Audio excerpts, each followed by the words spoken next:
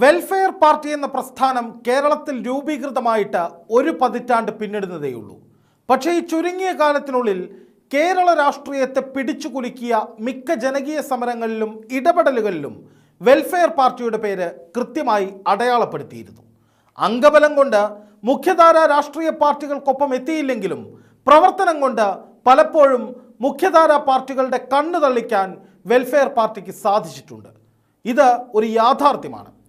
ഏറ്റവും ഒടുവിൽ സംസ്ഥാന സർക്കാരിനെയും സംഘപരിവാരത്തെയും ഒരുപോലെ പ്രതിക്കൂട്ടിലാക്കിയ പാലത്തായി പീഡനക്കേസിലടക്കം നീതിയുടെ ശബ്ദമായി നിലകൊണ്ട പാർട്ടിയുടെ പോരാട്ട വീര്യം ഏറെ ശ്രദ്ധേയമായിരുന്നു.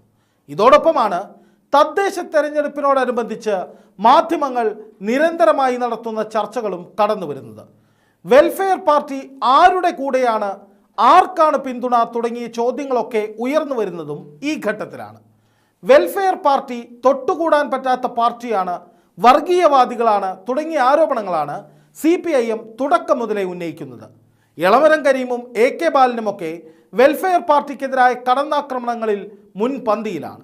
എന്താണ് ഇതിന് കാരണം? എന്ന് മുതലാണ് CPIMന് വെൽഫെയർ പാർട്ടി എടുക്കാച്ചരക്കായി മാറിയത്? ഒന്ന് പരിശോധിക്കാം.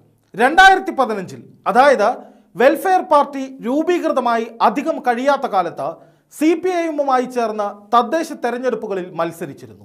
മലപ്പുറം ജില്ലയിലെ കീഴൂപ്പറമ്പ്, മൊറയൂർ, കൂട്ടിൽ, കൂട്ടിലങ്ങാടി, കുറുവ, വെട്ടം, തലക്കാട്, കൽപ്പകഞ്ചേരി, അഞ്ഞുനഗർ, പറപ്പൂർ, കണ്ണമംഗലം, ചീക്കോട്, പൊന്മള, തൃക്കലങ്ങോട്, മക്കരപ്പറമ്പ്, മേലാറ്റൂർ, തിരുനാവായ, ഒതുക്കുങ്ങൽ, തുവ്വൂർ, പെരുവള്ളൂർ, ചെറുകാവ്, മഞ്ചേരി മുനിസിപ്പാലിറ്റി, പെരുമ്പടപ്പ് പഞ്ചായത്ത് എന്നിങ്ങനെ 23 ഇടങ്ങളിലായിരുന്നു ഇതെന്ന് വെൽഫെയർ പാർട്ടി നേതൃത്വം വ്യക്തമാക്കുന്നു. കോഴിക്കോട് ജില്ലയിലെ ചങ്ങരോത്ത് പഞ്ചായത്തിൽ പ്രതിപക്ഷത്തായപ്പോൾ മുക്കം മുനിസിപ്പാലിറ്റി, കൊടിയത്തൂർ പഞ്ചായത്ത് എന്നിവിടങ്ങളിൽ ഈ സഖ്യത്തിന് ഭരണം ലഭിക്കുകയും ചെയ്തു.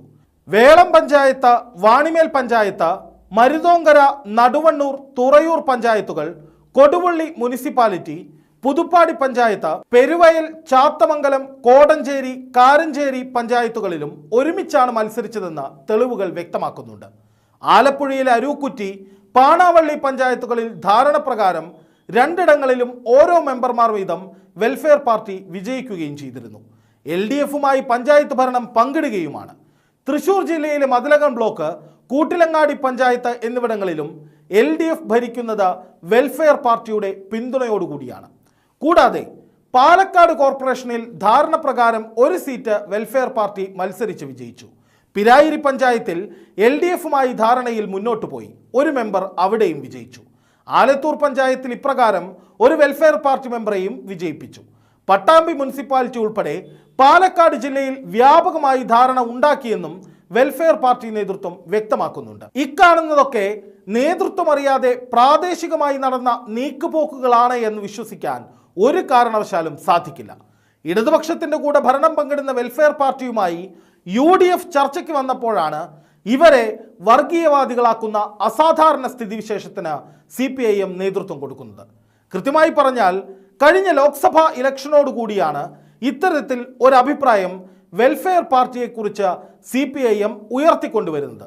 ഒരു പാർട്ടിയുമായി ബാന്ധവം ഉണ്ടാക്കുകയും ആ പാർട്ടി മറ്റൊരു മുന്നണിയുമായി ബാന്ധവം ഉണ്ടാക്കാനുള്ള ചർച്ചകൾ നടത്തുമ്പോൾ അവർ വർഗീയവാദികളാണെന്ന് പറയുകയും ചെയ്യുന്നതിലെ രാഷ്ട്രീയ ശരികേടാണ് വെൽഫെയർ പാർട്ടി LDF തർക്കമുയരുമ്പോൾ സജീവ ചർച്ചയാകുന്നത്.